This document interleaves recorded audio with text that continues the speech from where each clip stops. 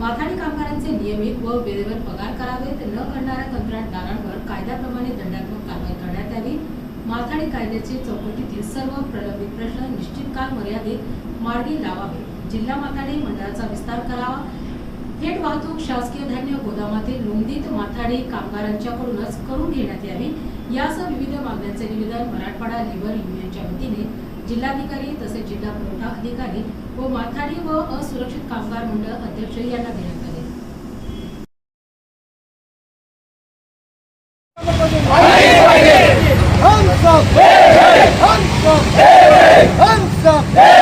Marathwada labour युनियनचा Marathwada labour युनियनचा Marathwada labour युनियनचा महाराष्ट्र राज्य अंमल मापणी महामंडळाचा महाराष्ट्र राज्य अंमल मापणी महामंडळाचा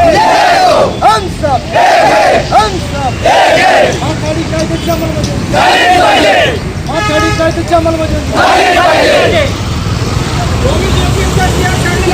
झालंच पाहिजे। कोविड एप्रिलचा टीआर कॅन्सल झालाच पाहिजे। माथाडी कायद्याची अंमलबजावणी माथाडी कायद्याची अंमलबजावणी आंदोलनावर आपण आलेलो आहोत।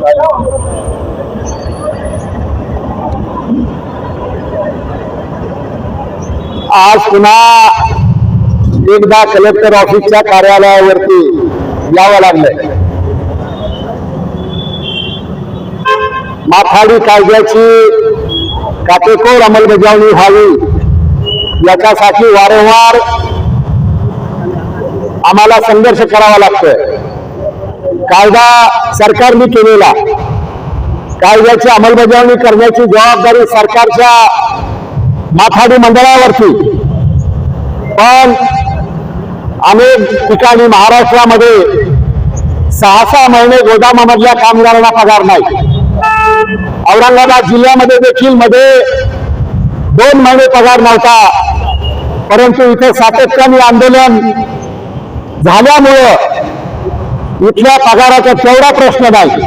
पण माथाडी कायदा असं सांगतो की मालक असेल, व्यापारी असेल, कंत्राटदार असेल, दर महिन्याच्या 5 तारखेच्या आत पगार माथाडी मंडळामध्ये जमा करावा आणि जर तो जमा केला नाही तर त्या मालक, कारखानदार, कंत्राटदाराला 10% दंड।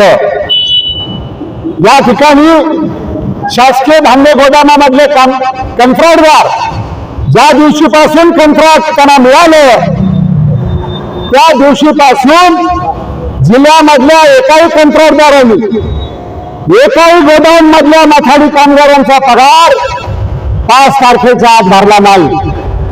माथाडी मंडळाने 10% दंड आकारला का नाही?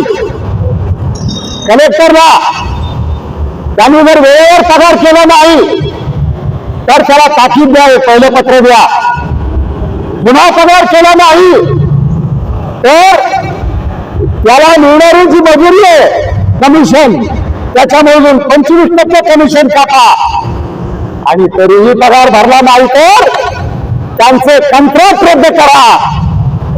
आम्हाला या ठिकाणी जिल्हाधिकाऱ्यांना विचारायचंय की जर एकाही कंत्राटदारांनी एकाही महिन्यामध्ये वेळेवर पगार भरला नसेल तर त्यांची कंत्राटे शाबूत कशी राहिली? हे सर्व प्रश्न विचारण्यासाठी आजपासून महाराष्ट्रामधल्या जवळपास सर्व जिल्ह्यामध्ये जिल्हाधिकारी कार्यालयावरती आज निदर्शनं करतोय। मागच्या महिन्यामध्ये 25 आणि 26 तारखेला आम्ही धरणं आंदोलन केलं।